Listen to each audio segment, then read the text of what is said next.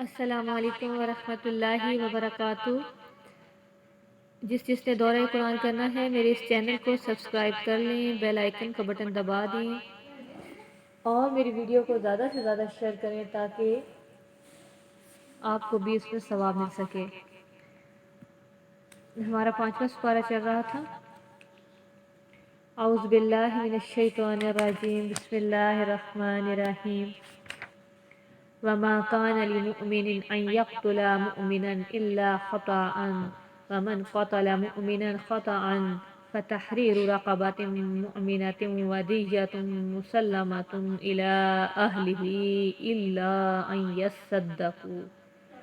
اور کسی مومن کی شان یہ نہیں کہ وہ کسی مومن کو قتل کرے مگر خطا کے طور پر، اور جو شخص کسی مومن کو بطور خطا قتل کر دے تو اس پر واجب ہے کہ ایک مومن غلام آزاد کرے اور اس کے خاندان والوں کو دیت ادا کرے، مگر یہ کہ وہ معاف کر دیں۔ فَإِن كَانَ مِن قَوْمٍ عَدُوٍّ لَكُمْ وَهُوَ مُؤْمِنٌ فَتَحْرِيرُ رَقَبَةٍ مُؤْمِنَةٍ، اور اگر وہ مقتول ایسی قوم میں سے ہو جو تمہارے مخالف ہیں اور وہ شخص خود مومن ہے تو ایک مومن غلام آزاد کرنا واجب ہے۔ وَإِن كَانَ مِن قَوْمٍ، اور اگر ہو ایسی قوم میں سے بَيْنَكُمْ وَبَيْنَهُم مِيثَاقٌ کہ تمہارے اور ان کے درمیان پکا معاہدہ ہو چکا ہے، فَدِيَةٌ مُسَلَّمَةٌ إِلَىٰ أَهْلِهِ، تو دیت سپرد کر دو ان کے اہل کی طرف، فَتَحْرِيرُ رَقَبَةٍ مُؤْمِنَةٍ، اور آزاد کر دو ایک مومنہ غلام۔ فمن لم یجد، پس جو نہ پائے، فصیام شہرین متتابعین، پس وہ 2 ماہ کے لگاتار روزے رکھے، توبۃ من اللہ، یہ توبہ ہے اللہ کی طرف سے، وکان اللہ علیما حکیما، اور ہے اللہ تعالیٰ جاننے والا اور حکمت والا۔ ان آیات میں اللہ تعالیٰ قتل کے احکام بیان کر رہے ہیں۔ ایک تو قتل ہوتا ہے کہ کسی کو انسان جان بوجھ کر قتل کر دے، تو اللہ فرماتے ہیں اس میں بدلے میں قصاص دینا پڑتا ہے، یعنی کہ جس نے قتل کیا ہے بدلے میں اسے قتل کیا جائے گا۔ اور ایک قتل ہوتا ہے کہ مارنا تو کسی اور کا تھا اور غلطی سے کوئی اور مر گیا، جیسے کہ شکار کرنا تھا کسی جانور کا لیکن گولی کسی انسان کو لگ گئی، اس کو قتل خطا کہتے ہیں۔ تو اس میں دیت واجب ہوتی ہے اور کفارہ ہوتا ہے، ایک مومن غلام آزاد کرنا ہوتا ہے۔ اگر کسی کے پاس غلام نہیں ہے جیسے کہ ہمارا دور ہے تو اس صورت میں 2 ماہ کے لگاتار روزے رکھنے ہیں۔ اول تو اللہ تعالیٰ نے یہ فرمایا کسی مومن کے خیانِ شان نہیں، وہ کسی مومن کو قتل کرے۔ قتل کرنا ہر اس جان کا گناہ کبیرہ ہے جس کی حفاظت شرعاً واجب ہے، اس میں ذمی اور معاہد کا قتل بھی حرام ہے۔ جب ذمی اور معاہد کا قتل بھی حرام ہے تو مومن کا قتل کرنا بطور اولا حرام ہوگا۔ اللہ فرماتے ہیں وَلَا تَقْتُلُوا النَّفْسَ الَّتِي حَرَّمَ اللَّهُ إِلَّا بِالْحَقِّ، کسی جان کو قتل نہ کرو جس کا قتل کرنا اللہ نے حرام قرار دیا مگر حق کے ساتھ قتل کر سکتے ہو۔ حق کیا ہے؟ کافر جو کافروں کے علاقے میں رہتا ہے، جو کسی معاہدے میں شامل نہیں ہے اور جو مستامن بھی ہے، اس کا قتل کرنا جائز ہے۔ اور جو شخص محسن ہو، زنا کرے تو یعنی شادی شدہ ہے، زنا کرے تو اس کی سزا بھی قتل ہے، یہ ہے اللہ کے حق کے ساتھ۔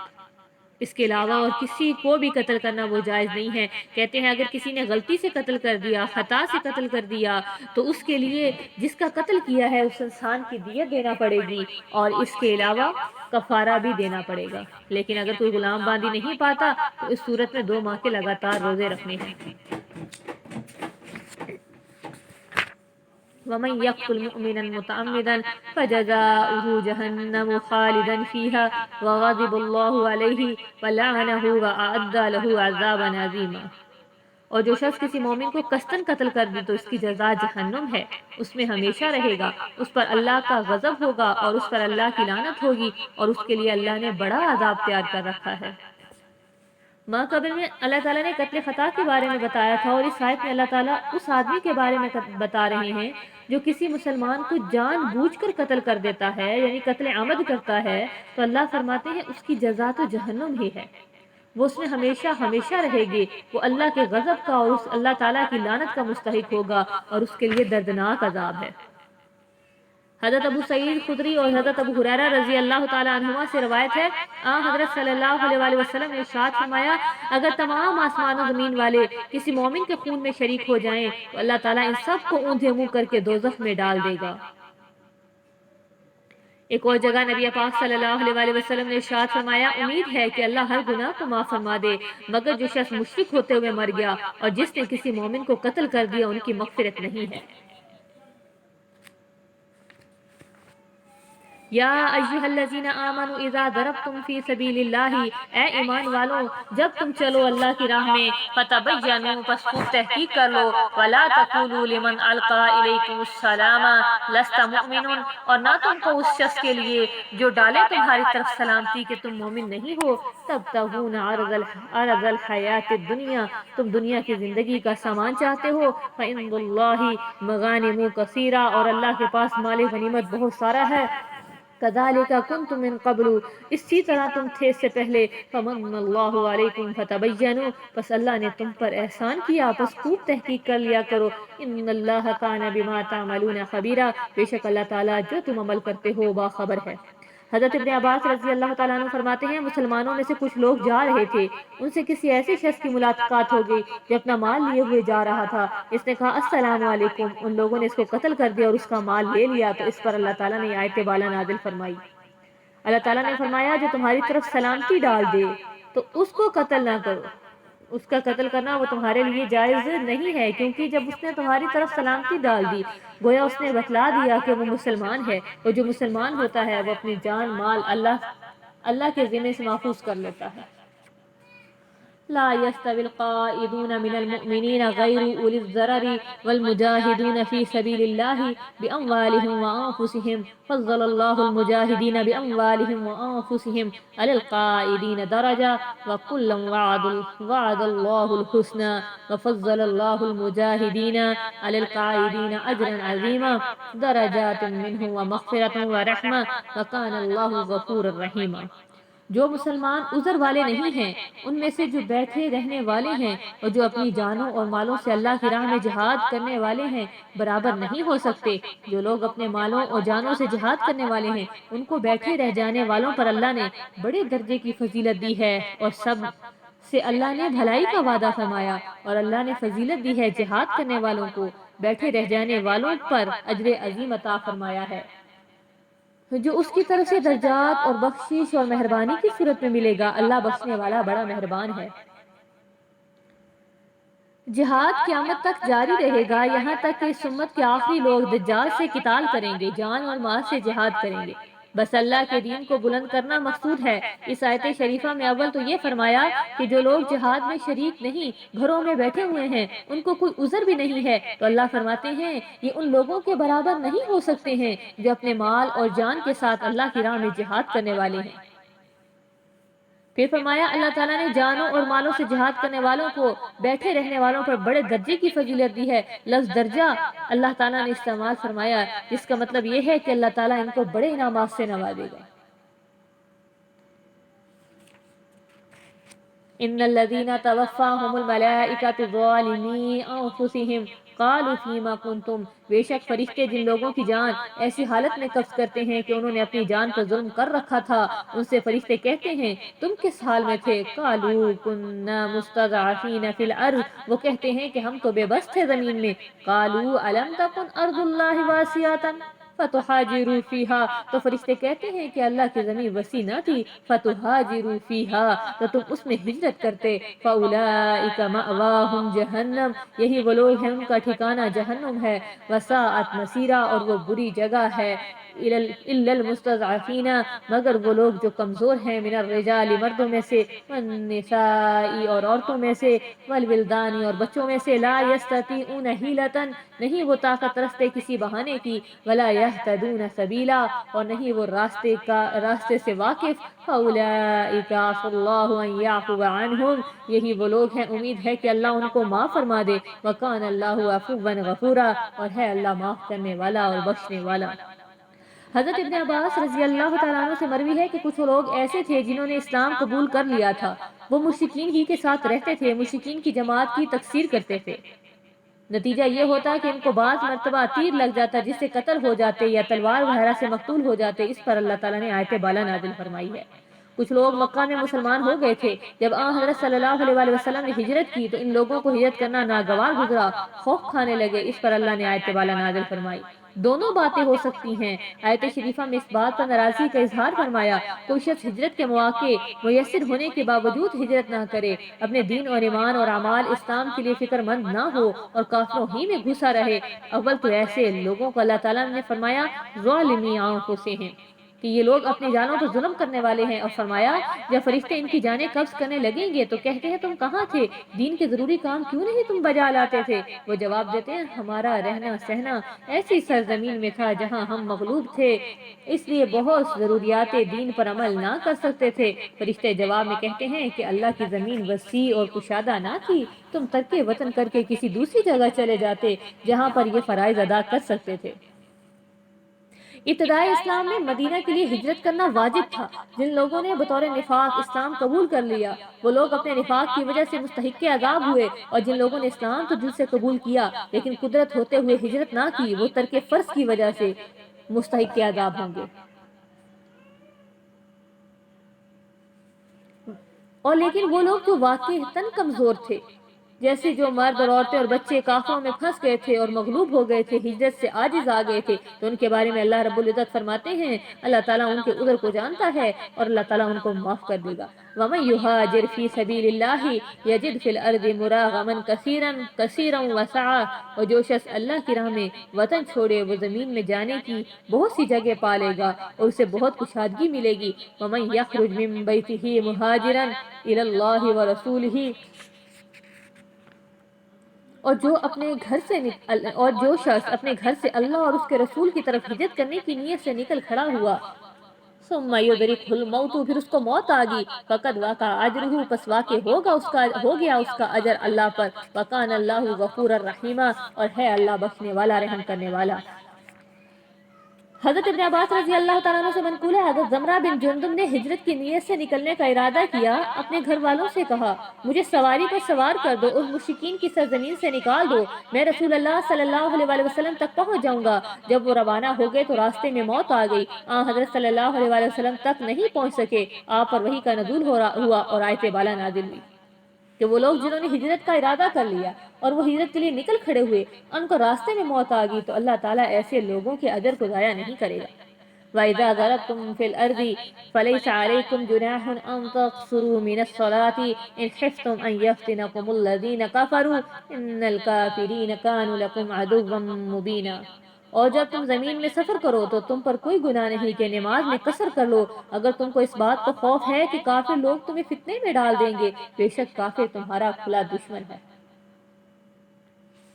اس میں اللہ رب العزت مسلمانوں کو حکم دے رہے ہیں کہ اگر تمہیں سفر درپیش ہو گیا تو اس وقت تم اپنی نمازوں میں قصر کر لو، یعنی 4 رکعت والی نماز جیسے کہ ظہر، عصر اور عشاء کی 4 رکعت ہیں تو 4 کے بجائے 2 رکعت پڑھ لو۔ نماز مغرب اور نماز فجر میں قصر نہیں ہے کیونکہ یہ پوری ہی پڑھنی پڑے گی۔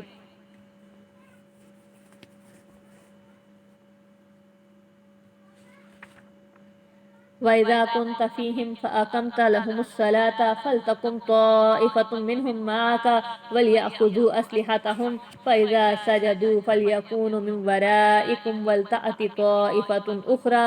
لَمْ يُصَلُّوا فَلْيُصَلُّوا مَعَكَ وَلْيَأْخُذُوا حِذْرَهُمْ وَأَسْلِحَتَهُمْ وَدَّ الَّذِينَ كَفَرُوا لَوْ تَغْفُلُونَ عَنْ أَسْلِحَتِكُمْ وَأَمْتِعَتِكُمْ فَيَمِيلُونَ عَلَيْكُمْ مَيْلَةً وَاحِدَةً وَلَا جُنَاحَ عَلَيْكُمْ إِنْ كَانَ بِكُمْ أَذًى مِّن مَّطَرٍ أَوْ كُنتُم مَّرْضَىٰ أَن تَضَعُوا أَسْلِحَتَكُمْ وَخُذُوا حِذْرَكُمْ إِنَّ اللَّهَ أَعَدَّ لِلْكَافِرِينَ عَذَابًا مُّهِينًا فَإِذَا قَضَيْتُمُ الصَّلَاةَ فاذكروا الله قياما وقعودا وعلى جنوبكم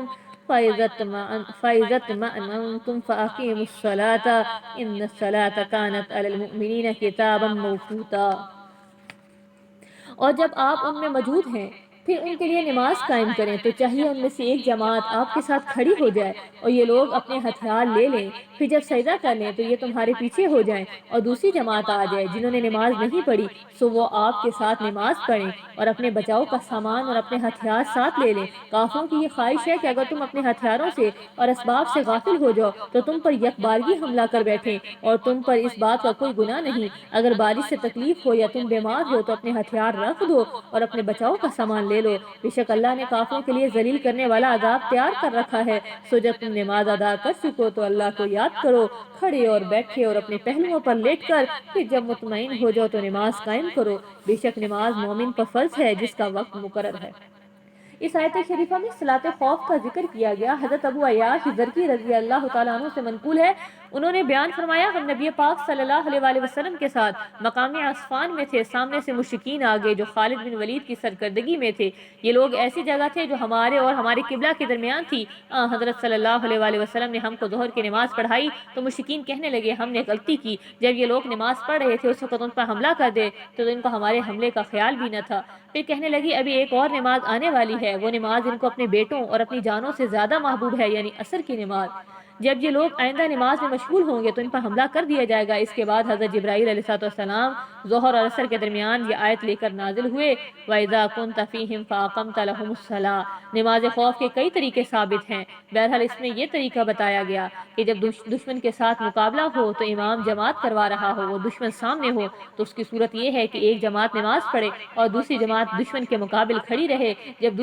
پہلی جماعت نے ایک رکعت پڑھ لی آپ صلی اللہ علیہ وآلہ وسلم کے ساتھ تو وہ پیچھے چلی جائے، اور جس سے نہیں پڑھی وہ آگے آ جائے اور وہ اپنی ایک رکعت پڑھے۔ نبی پاک صلی اللہ علیہ وآلہ وسلم کی نماز تو پوری ہو جائے گی اور باقیوں کی ایک ایک رکعت ہو جائے گی۔ بہرحال یہ تو اس وقت بھی تھا کہ جب ہر شخص یہ چاہتا تھا کہ ہم آپ صلی اللہ علیہ وآلہ وسلم کی ہی اقتداء کریں، ان کے پیچھے ہی نماز پڑھیں، لیکن ہمارے آج کے دور میں ایسا نہیں ہے۔ اگر کوئی نماز پڑھنا چاہتا ہے تو وہ علیحدہ علیحدہ امام بنا کر دو صورتوں میں نماز پڑھ سکتا ہے، لیکن یہ صورت بھی جائز ہے۔ اللہ تعالیٰ نے جو قرآن پاک میں ذکر فرما دی،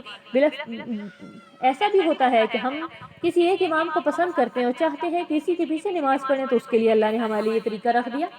اس کے بعد اللہ تعالیٰ فرماتے ہیں کہ اگر تم کو بارش یا کسی تکلیف کی وجہ سے تم ہتھیار نہیں اٹھا سکتے تو اللہ کہتے ہیں اپنے بچاؤ کا سامان لے لو اور نماز پڑھو۔ بہرحال اللہ تعالیٰ فرماتے ہیں جب تم امن میں آ جاؤ تو اس وقت تم بالکل اس طرح سے جس طرح سے اللہ نے تمہارے لیے نماز کو فرض کیا اس طرح سے نماز کو ادا کرو۔ وَلَا تَهِنُوا فِي ابْتِغَاءِ الْقَوْمِ إِن تَكُونُوا تَعْلَمُونَ فَإِنَّهُمْ يَعْلَمُونَ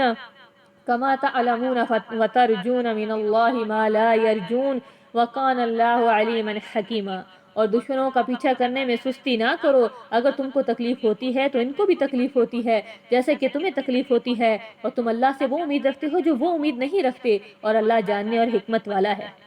جب دشمنوں کا پیچھا نہ کیا جائے تو وہ شیر ہو جاتے ہیں اور اہل ایمان کو ضعیف اور کمزور سمجھنے لگتے ہیں اور حملہ کرنے کے ارادے سے دوبارہ حملہ کرنا چاہتے ہیں۔ اس آیت میں اہل ایمان کو حکم دیا کہ دشمنوں کا پیچھا کرنے میں ہمت نہ ہارو، کمزور نہ ہو جاؤ، سستی کا مظاہرہ نہ کرو، پیچھوں کے دشمن کا پیچھا کرنے سے قتال کے مواقع بھی آ جاتے ہیں اور اس میں قتل بھی ہو جاتے ہیں، زخم بھی آتے ہیں اور بھی تکلیفیں پہنچتی ہیں۔ تو اللہ فرماتے ہیں یہ صرف تمہیں نہیں پہنچتی، یہ دشمنوں کو بھی پہنچتی ہیں، لیکن تمہارے لیے فائدے کی بات یہ ہے کہ دشمن کو جو تکلیف پہنچتی ہے تو اس کا کیا ہے،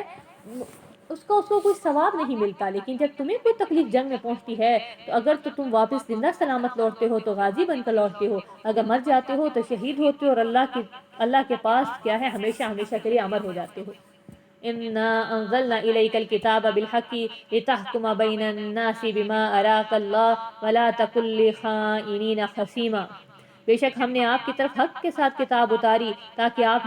لوگوں کے درمیان فیصلہ دیں جو اللہ نے آپ کو سمجھایا، اور نہ ہو جانا خیانت کرنے والوں کی طرف سے طرفداری کرنے والے۔ وَاسْتَغْفِرِ اللَّهَ، اور اللہ سے استغفار کیجئے، إِنَّ اللَّهَ كَانَ غَفُورًا رَحِيمًا، بے شک اللہ تعالیٰ بخشنے والا رحم کرنے والا ہے۔ وَلَا تُجَادِلْ عَنِ الَّذِينَ يَخْتَانُونَ أَنفُسَهُمْ، اور آپ ان لوگوں کی طرف سے جواب دہی نہ کیجئے جو اپنی جانوں پر خیانت کر رہے ہیں۔ إِنَّ اللَّهَ لَا يُحِبُّ مَا كَانَ خَوَّانًا أَثِيمًا، بے شک اللہ تعالیٰ پسند نہیں کرتا ہر خیانت کرنے والے گناہگار کو۔ يَسْتَخْفُونَ مِنَ النَّاسِ، وہ شرماتے ہیں یا چھپتے ہیں لوگوں سے، وَلَا يَسْتَخْفُونَ مِنَ اللَّهِ، اور اللہ سے نہیں چھپتے، وَهُوَ مَعَهُمْ، وہ ان کے ساتھ ہے، إِذْ يُبَيِّتُونَ مَا لَا يَرْضَىٰ من القول، جب وہ راتوں کو مشورہ کرتے ہیں جس سے اللہ راضی نہیں ہے۔ وَقَانَ اللَّهُ بِمَا يَعْمَلُونَ مُحِيطًا، اور ہے اللہ تعالیٰ جو وہ عمل کرتے احاطہ کیے ہوئے۔ ہَا أَنْتُمْ هَٰؤُلَاءِ جَادَلْتُمْ، اور تم وہی لوگ ہو تم جھگڑتے ہو،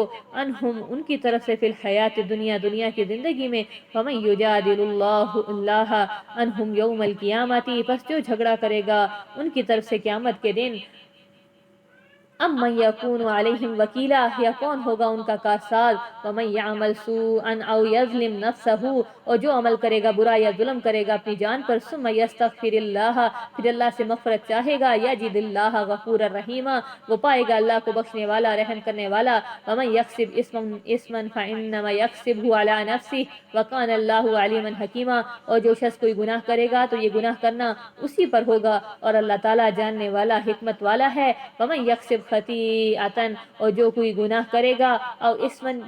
خطیئۃ چھوٹا گناہ کرے گا، او اسمن یا بڑا گناہ کرے گا، ثم یرمی بھی، پھر تہمت لگائے اس کے ساتھ، بریئن کسی بری کو، فقد احتمل بہتانا و اسما مبینا، اور تحقیق اس نے بہت بڑا بہتان اور سری گناہ اپنے اوپر لاد لیا، ولولا فضل اللہ علیک ورحمتہ لہمت طائفۃ منہم ان یضلوک وما یضلون الا انفسهم وما یضرونک من شیء وانزل اللہ علیک الکتاب والحکمۃ وعلمک ما لم تکن تعلم وکان فضل اللہ علیک عظیما۔ اور اگر آپ پر اللہ کا فضل اور اس کی رحمت نہ ہوتی تو ان میں سے ایک گروہ نے یہ ارادہ ہی کر لیا تھا کہ آپ کو گمراہ کر دیں، اور وہ نہیں گمراہ کرتے مگر اپنی ہی جانوں کو، اور آپ کو کچھ بھی ضرر نہ پہنچا سکیں گے، اور اللہ نے نازل فرمائی آپ پر کتاب اور حکمت، اور آپ کو وہ باتیں بتائیں جن کو آپ نہیں جانتے تھے، اور آپ پر اللہ کا بڑا فضل ہے۔ لا خیر فی کثیر من نجواہم، اور نہیں ہے بہت زیادہ خیر ان کے مشوروں میں، الا من امر، مگر جو حکم دیتا ہے ان کو، بصدقۃ صدقے کا، او معروف یا اچھی بات کا، او اصلاح یا صلح کروانے کا، بین الناس لوگوں کے درمیان، ومن یفعل ذلک ابتغاء مرضات اللہ، اور جو یہ کرے گا اللہ کی رضا کی خاطر، فسوف نؤتیہ اجرا عظیما، پس ان قریب ہم اس کو بڑا اجر عطا کریں گے۔ ومن یشاقق الرسول، اور جو مخالفت کرے گا رسول کی، من بعد ما تبین، بعد اس کے جب ظاہر ہو گیا اس کے لیے ہدا ہدایت، ویتبع، اور اتباع کرے گا، غیر سبیل المؤمنین، مومنین کے راستے کے علاوہ کی، نولہ ما تولا، تو ہم ان کو پھیر دیں گے، ما تولا، بس ہم ان کو کرنے دیں گے جو وہ کر رہی ہیں، اور ہم ان کو داخل کر دیں گے جہنم میں، وساءت مصیرا، اور وہ برا ٹھکانہ ہے۔ ان اللہ لا یغفر ان یشرک بہ ویغفر ما دون ذلک لمن یشاء ومن یشرک باللہ فقد ضل ضلالا بعیدا، بے شک اللہ اس بات کو نہ بخشے گا کہ اس کے ساتھ شرک کیا جائے، اور اس کے علاوہ جتنے گناہ ہیں جس کے لیے اسے منظور ہوگا بخش دے گا، اور جو شخص اللہ کے ساتھ شرک کرے تو وہ تو بڑی دور کی گمراہی میں جا پڑا۔ آیت بالا کا سبب نزول ایک واقعہ ہے۔ حضرت قتادہ بن نعمان رضی اللہ تعالیٰ عنہ سے منقول ہے، وہ فرماتے ہیں ہمارے قبیلے میں 3 آدمی تھے، بشر اور مبشر، ان کو بنی عبیرک کہتے تھے، اور ان میں بشیر منافق آدمی تھا، وہ ایسے شعر کہتا جس میں نبی پاک صلی اللہ علیہ وسلم کے صحابہ کی برائی بیان کی جاتی، پھر ان اشعار کو بعض اہل عرب کی طرف منسوب کر دیتا اور کہتا کہ فلاں نے یوں کہا، فلاں نے یوں کہا۔ حضرت صلی اللہ علیہ وسلم کے صحابہ جب ان اشعار کو سنتے تھے تو سمجھ لیتے تھے یہ اسی کی حرکت ہے، کہتے تھے اللہ کی قسم یہ شعر تو اس خبیث نے کہے، اور کہتے ہیں کہ یہ بنی عبیرک کے اشعار ہیں۔ یہ تینوں آدمی حاجت مند اور فاقے والے تھے، جاہلیت میں بھی ان کا یہ حال تھا اور زمانہ اسلام میں بھی ان کا یہی حال تھا۔ اہل مدینہ کا گزارا اس وقت کھجوروں اور جو پر تھا، جب ملک شام سے مال برآمد کرنے والے تاجر آتے تو میدہ فروخت کرنے کے لیے آتے تھے، یہ میدہ ایسے لوگ خاص اپنے لیے خریدتے تھے جو پیسے والے ہوتے تھے، جبکہ ان کے اہل و عیال کھجوروں اور جو پر ہی گزارا کرتے تھے۔ حضرت قتادہ بن نعمان نے مزید فرمایا، شام سے کچھ تاجر آئے اور ان سے میرے چچا رفع بن زید نے میدہ خرید لیا اور اسے اوپر کی منزل کے ایک کمرے میں رکھ دیا۔ اس کمرے میں ہتھیار بھی تھے، زرہ بھی تھی اور تلوار بھی تھی۔ نیچے سے کسی نے اس کمرے میں نقب ڈال کر کھانے کی چیز اور ہتھیار چرا لیے۔ جب صبح ہوئی تو میرے چچا رفع میرے پاس آئے اور فرمایا، اے میرے بھائی کے بیٹے، اس رات میں ہمارے اوپر زیادتی کی گئی، کمرے میں نقب لگایا گیا اور ہمارے کھانے کا سامان اور ہتھیار کوئی شخص لے گیا۔ اس پر ہم نے تجسس کیا اور پتہ چلانے کی کوشش کی تو محلے میں پوچھ گچھ کی تو ہمیں لوگوں نے بتایا کہ بنی عبیرک نے اس رات میں آگ جلائی ہے، اور ہمارا اندازہ یہی ہے کہ انہوں نے آپ ہی لوگوں کا مال چرا کر کھانے پکانے میں رات گزاری۔ بہرحال جب ہم پوچھ گچھ کر چکے اس وقت بنو عبیرک بھی موجود تھے، وہ کہتے جا رہے تھے، اللہ کی قسم آپ لوگوں کا یہ مال لبید بن سہل نے چرایا۔ لبید بن سہل نیک آدمی تھے، سچے مسلمان تھے۔ جب انہوں نے یہ بات سنی تو اپنی تلوار نکالی اور کہنے لگے، کیا میں چراؤں گا؟ اللہ کی قسم یا تو یہ چوری پوری طرح ظاہر ہو جائے ورنہ میں اسی تلوار سے تمہاری خبر لے لوں گا۔ میرے خاندان والوں نے کہا، آپ اس میں فکر میں نہ پڑیں، ہمیں یقین ہے آپ یہ کام کرنے والے نہیں ہیں۔ ہم برابر پوچھ گچھ کرتے رہے یہاں تک کہ اس بات میں کوئی شک نہ رہا اس کام کے کرنے والے بنی عبیرک ہی تھے۔ میرے چچا نے کہا کہ نبی پاک صلی اللہ علیہ وآلہ وسلم کی خدمت میں حاضر ہو کر پورا واقعہ بیان کر دوں۔ چنانچہ میں نبی پاک صلی اللہ علیہ وآلہ وسلم کی خدمت میں آیا، میں نے عرض کیا ہمارے قبیلے میں ایک خاندان ہے جن سے دوسروں کے تعلقات اچھے نہیں ہیں۔ انہوں نے میرے چچا رفا کے گھر میں نقب لگا کر ہتھیار اور کھانے کا سامان چرا لیا۔ ہم چاہتے ہیں ہمارے ہتھیار واپس کر دیں، اب رہا کھانے کا سامان ہمیں اس کی کوئی حاجت نہیں۔ یہ سن کر آن حضرت صلی اللہ علیہ وآلہ وسلم نے فرمایا میں اس بارے میں مشورہ کروں گا۔ جب بنو عبیرک کو اس کا پتہ چلا تو انہوں نے اشیر بن عروہ نامی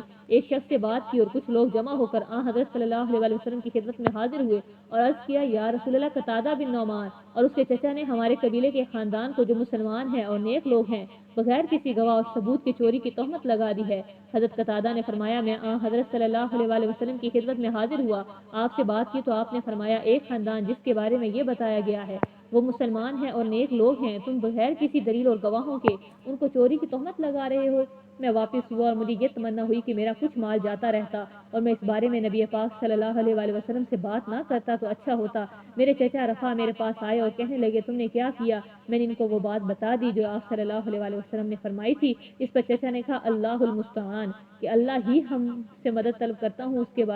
اس کے بعد تھوڑا سا وقت ہی گزرا تھا کہ قرآن مجید کی آیتیں بالا نازل ہوئیں۔ ان آیات میں خائنین سے بنو عبیرک کی مراد ہیں۔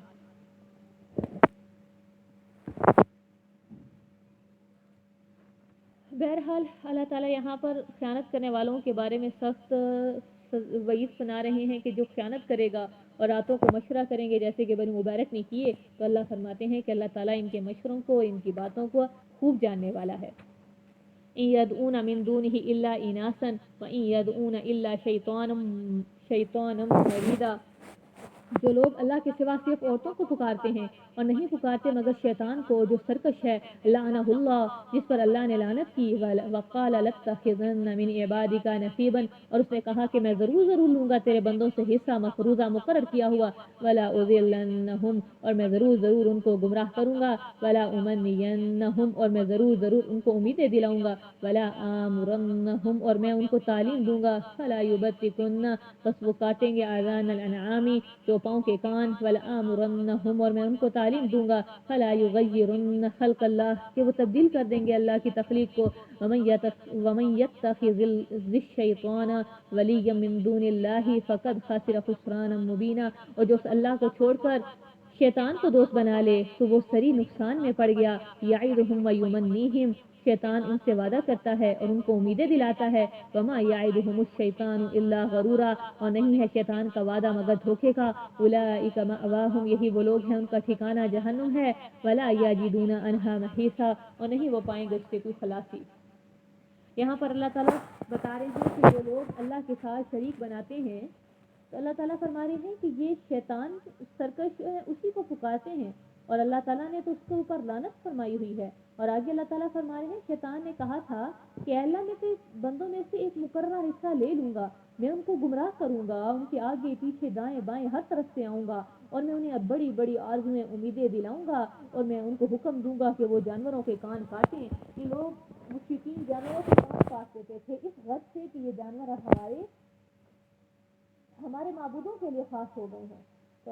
اسی چیز کا شیطان نے ذکر کیا اور کہا کہ میں ضرور ان کو تعلیم دوں گا کہ وہ اللہ کی تخلیق کو بدل دیں، چاہے اب وہ جس طرح سے اللہ کی تخلیق کو بدل دیں۔ وہیں آگے کہہ رہے ہیں کہ شیطان، اللہ تعالیٰ فرما رہے ہیں کہ جو شخص اللہ کو چھوڑ کر شیطان کو دوست بنا لے گا تو وہ کیا ہے سراسر خسارے میں ہو جائے گا۔ والذین آمنوا وعملوا الصالحات سندخلهم جنات تجری من تحتها الانہار خالدین فیها ابدا وعد اللہ حقا ومن اصدق من اللہ قیلا لیس بامانیکم ولا امانی اہل الکتاب من یعمل سوءا یجزا به ولا یجد له من دون اللہ ولیا ولا نصیرا۔ اور وہ لوگ جو ایمان لائے اور نیک اعمال کیے ہم ان کو داخل کریں گے جنت میں جس کے نیچے نہریں بہہ رہی ہوں گی، وہ اس میں ہمیشہ رہیں گے، اللہ کا وعدہ حق ہے۔ اور جس کا کہنا، اور کون ہے وہ جس کا کہنا اللہ سے زیادہ سچا ہو، لیس بامانیکم، نہیں ہے تمہارے آرزوؤں پر مدار اور نہ ہی اہل کتاب کی آرزوؤں پر مدار، جو عمل کرے گا برا اس کو اس کا بدلہ ملے گا اور نہیں پاؤ گے ان کے لیے اللہ کے سوا کوئی دوست اور نہ کوئی مددگار۔ ومن یعمل من الصالحات من ذکر او انثی وهو مؤمن فاولئک يدخلون الجنة ولا يظلمون نقیرا۔ اور جو عمل کرے گا نیک، مرد ہو یا عورت، اور وہ مومن ہو، تو یہ لوگ داخل ہوں گے جنت پر، ان پر ظلم نہ ہوگا، جتنا گڑا کھجور کی گٹھلی میں ہے اتنا بھی ظلم نہ ہوگا۔ ومن احسن، اور کس کا دین اور کون زیادہ اچھا ہے دین کے اعتبار سے، ممن اسلم وجہہ للہ، جس نے فرما بردار کر لیا اپنے چہرے کو اللہ کے لیے، وہو محسن، اور وہ محسن بھی ہے، واتبع ملۃ ابراہیم حنیفا، اور اس نے فالو کیا ابراہیم علیہ السلام کی ملت کو جو یک طرفہ تھے، واتخذ اللہ ابراہیم خلیلا، اور بنا لیا اللہ نے ابراہیم علیہ السلام کو دوست، وللہ ما فی السماوات وما فی الارض وکان اللہ بکل شیء محیطا، اور اللہ کے لیے ہے جو کچھ آسمان اور زمین میں ہے، اور اللہ تعالیٰ ہر چیز کو احاطہ کیے ہوئے ہے۔ یہاں پر اللہ رب العزت فرما رہے ہیں کہ جو لوگ ایمان لائے، نیک اعمال کیے، اللہ انہی کو جنت میں داخل کرے گا۔ اور آگے اللہ فرما رہے ہیں کہ اہل کتاب کی آرزوؤں پر مدار نہیں ہے، جو یہ کہتے تھے کہ ہم بڑے اللہ کے لاڈلے چہیتے ہیں، ہمارے علاوہ جنت میں جائے گا کوئی نہیں۔ اللہ کہتے ہیں کہ یہ صرف ان کی آرزویں ہیں، امیدیں ہیں، بلکہ وہ لوگ جو عمل کرتے ہیں ان کو پورا پورا بدلہ دیا جائے گا۔ آگے اللہ فرما رہے ہیں مرد ہے یا عورت ہے، وہ مومن ہے، مومن کا لفظ بولا، وَهُوَ مُؤْمِنٌ،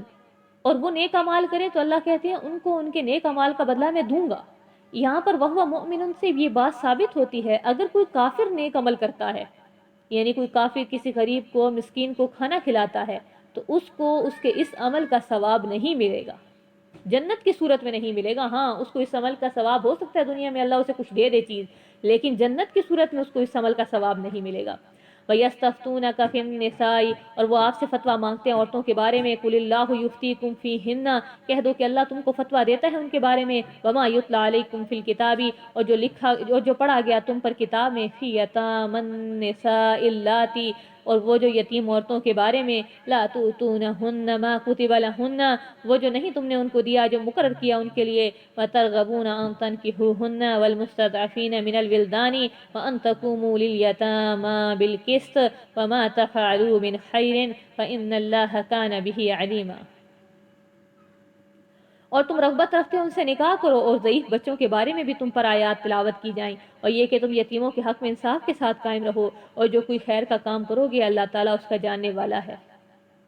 حضرت عائشہ رضی اللہ تعالیٰ عنہ سے مروی ہے، انہوں نے بیان فرمایا، کسی شخص کے پاس کوئی یتیم بچی ہوتی اور اس کا ولی بھی ہوتا، یعنی اس کے ساتھ میراث میں شریک ہوتا، تو وہ اس ڈر کی وجہ سے کہ کہیں یہ میراث باہر نہ چلی جائے، اس عورت کو اپنے حق زوجیت میں لے لیتا، اور یہ کہ اس کو اس کا حق مہر بھی نہ دیتا اور اس کو تنگ کرتا رہتا۔ تو اللہ تعالیٰ نے اس کے بارے میں یہ آیت نازل فرمائی کہ ایسے لوگوں کے لیے جائز نہیں ہے کہ وہ کیا ہے، مال کے نہ جانے کے ڈر کی وجہ سے کسی کو اپنی زوجیت میں لے لے اور پھر اس کے اوپر ظلم اور زیادتی اور ناانصافی کریں۔ اسی طرح اللہ فرما رہے ہیں کہ یتیموں کے مال کے بارے میں بھی اللہ تعالیٰ تم سے سوال کریں گے، لہٰذا اس میں انصاف سے کام کو لو، جیسا جیسا جس یتیم کا ہے بالکل ویسا اس تک پہنچا دو۔ وَإِنِ امْرَأَةٌ خَافَتْ مِن بَعْلِهَا نُشُوزًا أَوْ إِعْرَاضًا فَلَا جُنَاحَ عَلَيْهِمَا أَن يُصْلِحَا بَيْنَهُمَا صُلْحًا وَالصُّلْحُ خَيْرٌ وَأُحْضِرَتِ الْأَنفُسُ الشُّحَّ وَإِن تُحْسِنُوا وَتَتَّقُوا فَإِنَّ اللَّهَ كَانَ بِمَا تَعْمَلُونَ خَبِيرًا وَلَن تَسْتَطِيعُوا أَن تَعْدِلُوا بَيْنَ النِّسَاءِ وَلَوْ حَرَصْتُمْ فَلَا تَمِيلُوا كُلَّ الْمَيْلِ فَتَذَرُوهَا كَالْمُعَلَّقَةِ وَإِن تُصْلِحُوا وَتَتَّقُوا فَإِنَّ اللَّهَ كَانَ غَفُورًا رَحِيمًا وَإِن يَتَفَرَّقَا يُغْنِ اللَّهُ كُلًّا مِّن سَعَتِهِ وَكَانَ اللَّهُ وَاسِعًا حَكِيمًا۔ اور اگر کوئی عورت اپنے شوہر کی طرف سے بدمزاجی یا بے رخی کا اندیشہ کرے تو دونوں پر کچھ گناہ نہیں کہ آپس میں کسی خاص طریقے پر صلح کر لیں۔ اس کو خلا بھی بولتے ہیں کہ عورت کیا ہے، اپنا حق مہر معاف کر کے یا کچھ پیسے دے کر اپنے آپ کو آزاد کروا لیتی ہے۔ وَالصُّلْحُ خَيْرٌ، اور اللہ کہتے ہیں کہ صلح اچھی چیز ہے۔ وَأُحْضِرَتِ الْأَنفُسُ، اور انسانوں کے نفسوں میں کنجوسی ظاہر ہو گئی، اور اگر تم اچھا برتاؤ کرو اور ڈرو، پس بے شک اللہ تعالیٰ جو تم عمل کرتے ہو باخبر ہے۔ آگے اللہ فرماتے ہو، تم ہرگز اس بات پر قادر نہیں ہو کہ عورتوں کے درمیان عدل قائم کرو اگرچہ تم حرص کرو، لہٰذا تم بالکل ہی نہ ڈھل جاؤ جس کی وجہ سے ایک عورت کو درمیان میں لٹکا ہوا چھوڑ دو۔ آگے اللہ فرماتے ہیں کہ اگر تم نے کئی شادیاں کر رکھی ہیں، 2 3 4، تو اللہ فرماتے ہیں اگر تم عدل نہیں کرو گے اور ایک کی طرف حرص کرو گے اور اس کی طرف ہیل بڑھ جاؤ گے اور دوسری کو درمیان میں لٹکا ہوا چھوڑ دو گے، تو اللہ فرماتے ہیں اس کا تم سے حساب لیا جائے گا، اور اگر تم اصلاح کرو گے، پرہیزگاری اختیار کرو گے، تو اللہ معاف کرنے والا ہے، رحم کرنے والا ہے۔ آگے اللہ فرماتے ہیں اور اگر دونوں جدا ہو جائیں تو اللہ ہر ایک کو اپنی عطا کی ہوئی وسعت کے ذریعے بے نیاز کر دے گا، اور اللہ تعالیٰ وسعت والا اور حکمت والا ہے۔ یہ نہ سمجھے مرد کہ بھئی عورت علیحدہ ہو رہی ہے تو اس کو کوئی اور نہیں ملے گا، یا عورت یہ سمجھے کہ مرد علیحدہ ہو رہا ہے اس کو کوئی اور نہیں ملے گا۔ اللہ فرماتے ہیں میں جس کو چاہتا ہوں اپنی مرضی سے عطا کر دیتا ہوں۔ وَلِلَّهِ مَا فِي السَّمَاوَاتِ وَمَا فِي الْأَرْضِ وَلَقَدْ وَصَّيْنَا الَّذِينَ أُوتُوا الْكِتَابَ مِنْ قَبْلِكُمْ وَإِيَّاكُمْ أَنِ اتَّقُوا اللَّهَ وَإِنْ تَكْفُرُوا فَإِنَّ لِلَّهِ مَا فِي السَّمَاوَاتِ وَمَا فِي الْأَرْضِ وَكَانَ اللَّهُ غَنِيًّا حَمِيدًا۔ ان آیات میں اللہ تعالیٰ فرما رہے ہیں جو کچھ بھی زمین اور آسمان میں ہے وہ اللہ کے لیے ہے، اور اللہ کے لیے ہے جو کچھ آسمانوں اور جو زمین میں ہے۔ اور البتہ ہم نے وصیت کی ان لوگوں کو جن کو دی گئی کتاب تم سے پہلے اور تم کو بھی، یہ کہ اللہ سے ڈرتے رہو،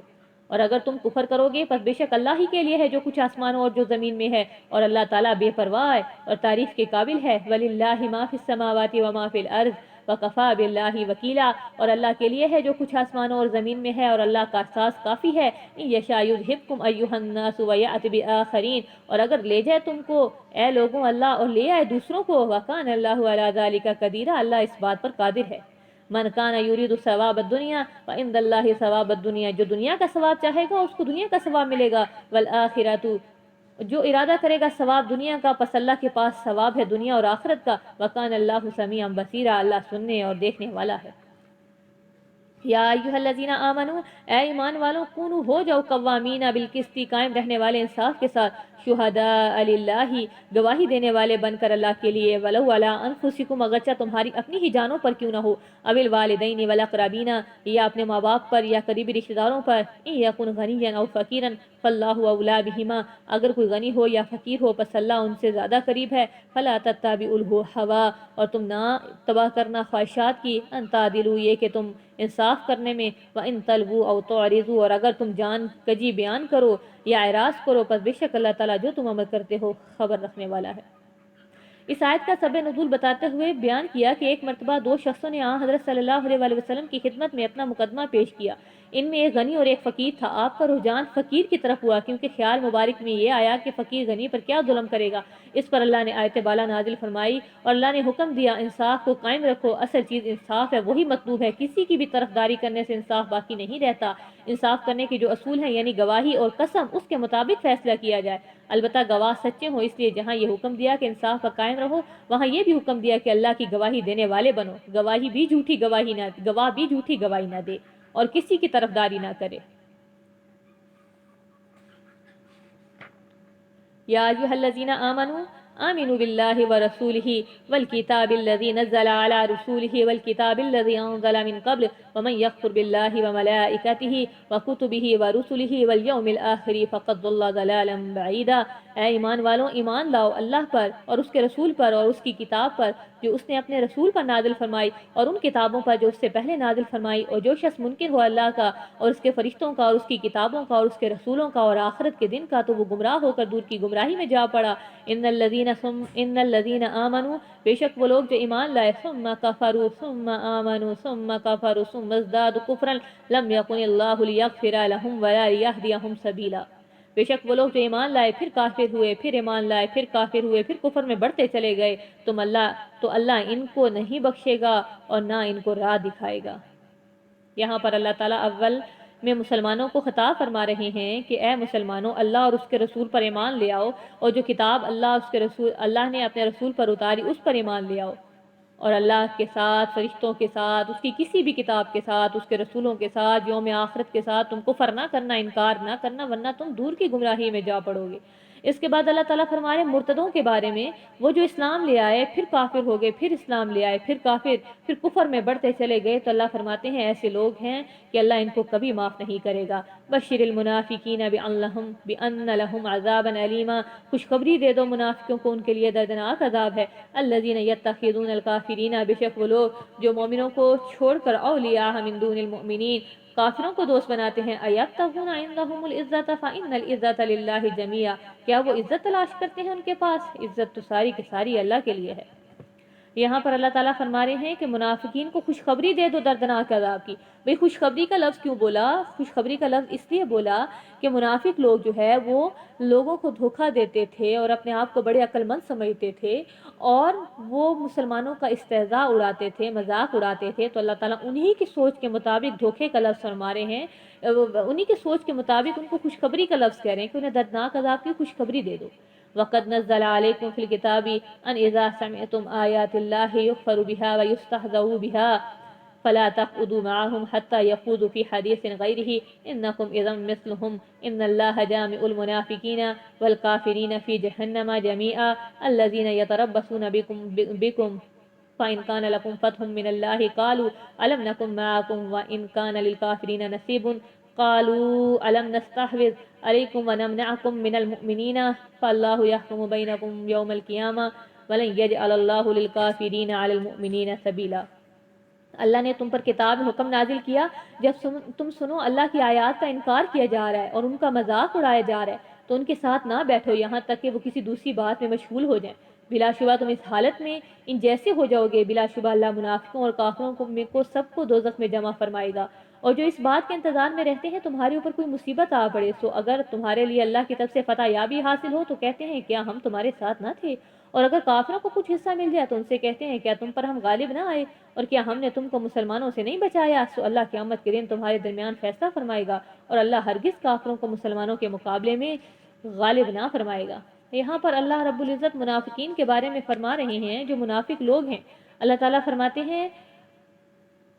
کہ ان سے بچ کر رہنا۔ پہلی آیت میں اللہ تعالیٰ نے بلکہ فرمایا کہ وہ لوگ اگر تم دیکھ رہے ہو کہ کسی جگہ پر اللہ کی آیتوں کا مذاق اڑایا جا رہا ہے یا کفر و شرک کی باتیں ہو رہی ہیں تو اللہ فرماتے ہیں تمہارے اندر اگر اتنی طاقت نہیں ہے اس کو روک سکو تو تم ان کی مجلس میں مت بیٹھنا۔ اگر تم ان کی مجلس میں بیٹھو گے تو تم ایسے ہی ہو جاؤ گے گویا کہ جیسے کہ وہ مذاق اڑا رہے ہیں اور تم بھی مذاق اڑانے والے ہو جاؤ گے۔ پھر اس سے اگلی آیتوں میں اللہ تعالیٰ منافقین کا ذکر فرما رہے ہیں۔ وہ جو منافق لوگ ہیں اللہ فرماتے ہیں وہ ایسے ہیں جب کافروں مسلمانوں کو کوئی تکلیف پہنچے تو کہتے ہیں کہ ہم نے تمہیں منع نہیں کیا تھا اس چیز سے، اور جب فتح یابی حاصل ہو تو پیچھے پڑ جاتے ہیں کہ بھئی ہم تمہارے ساتھ تھے۔ ان المنافقین یخادعون اللہ وهو خادعهم واذا قاموا الى الصلاة قاموا كسالى يراءون الناس ولا يذكرون الله الا قليلا مذبذبين بين ذلك لا اله هؤلاء ولا اله هؤلاء ومن يضلل الله فلن تجد له سبيلا يا ايها الذين امنوا لا تتخذوا الكافرين اولياء من دون المؤمنين اتريدون ان تجعلوا لله عليكم سلطانا مبينا ان المنافقين في الدرك اسفل من النار ولن تجد لهم نصيرا الا الذين تابوا واصلحوا واعتصموا بالله واخلصوا دينهم لله فاولئك مع المؤمنين وسوف يؤتي الله المؤمنين اجرا عظيما ما يفعل الله بعذابكم ان شكرتم وآمنتم وكان الله شاكرا عليما۔ بے شک منافق اللہ کو دھوکہ دیتے ہیں اور حال یہ ہے کہ اللہ ان کی دھوکہ بازی کی ان کو سزا دینے والا ہے، اور جب وہ نماز کو کھڑے ہوتے ہیں تو کچھ سستی سے کھڑے ہوتے ہیں، لوگوں کو دکھاتے ہیں اور اللہ کو یاد نہیں کرتے مگر تھوڑا سا۔ یہاں پر بھی اللہ تعالیٰ منافقین کے بارے میں ذکر کر رہے ہیں کہ یہ اللہ کو دھوکہ دیتے ہیں حالانکہ یہ اپنے آپ کو ہی دھوکہ دے رہے ہیں، اور کھڑے ہوتے ہیں نماز کے لیے دکھانے کے لیے کہ بھائی ہم بڑے نمازی پرہیزی ہیں، لیکن یہ کیا ہے اللہ کا ذکر نہیں کرتے، سستی سے کھڑے ہوتے ہیں، درمیان میں لٹکے ہوئے، نہ ادھر کے ہیں نہ ادھر کے ہیں۔ اللہ فرما رہے ہیں اور جس کو اللہ گمراہ کر دے تم ہرگز اس کے لیے کوئی راستہ نہ پاؤ گے۔ اے ایمان والو نہ تم بناؤ کافروں کو دوست مومنین کے علاوہ، کیا تم چاہتے ہو کہ تم اللہ کے لیے اپنے اوپر ظاہرہ حجت قائم کر لو؟ بے شک منافقین تو جہنم کے سب سے نچلے درجے میں ہوگے۔ منافقین کو اللہ تعالیٰ جہنم کے سب سے آخری درجے میں داخل کرے گا جس میں بہت زیادہ عذاب ہے۔ وَلَن تَجِدَ لَهُمْ نَصِيرًا، اور ہرگز نہیں تم پاؤ گے ان کے لیے کوئی مددگار، إِلَّا الَّذِينَ تَابُوا وَأَصْلَحُوا، مگر وہ لوگ جنہوں نے توبہ کی اور اصلاح کی اور اللہ کو مضبوطی سے تھامے رکھا اور خالص کیا اپنے دین کو اللہ کے لیے، یہی وہ لوگ ہیں مومنین کے ساتھ اور ان قریب عطا کرے گا اللہ مومنوں کو بڑا اجر۔ اور نہیں ہے ما يفعل اللہ بعذابکم، اللہ تم کو عذاب دے کر کیا کرے گا اگر تم شکر کرو اور ایمان لاؤ، اور اللہ تعالیٰ قدردان ہے اور جاننے والا ہے۔ ان آیات میں اللہ تعالیٰ مسلمانوں کی تعریف کر رہے ہیں جو اللہ کے لیے خالص ہیں اور اسی کی عبادت میں لگے ہوئے ہیں اور کسی کی عبادت نہیں کرتے، کسی کو کچھ نہیں سمجھتے، تو اللہ تعالیٰ فرما رہے ہیں ایسے لوگ جو صرف میرے ہی ہیں، اللہ فرماتے ہیں میں ان کا اجر عطا کروں گا اور ان کے اجر میں سے میں کسی قسم کی کوئی کمی نہیں کروں گا۔ ماں قبل میں جو آیتیں گزری ان میں منافقین کا ذکر تھا، اور ان آیتوں میں اللہ تعالیٰ مسلمانوں کا ذکر کر رہے ہیں۔ گویا اللہ یہ فرما رہے ہیں منافقوں کا ذکر کر کے کہ منافق اور مسلمان وہ کبھی بھی ایک نہیں ہو سکتے۔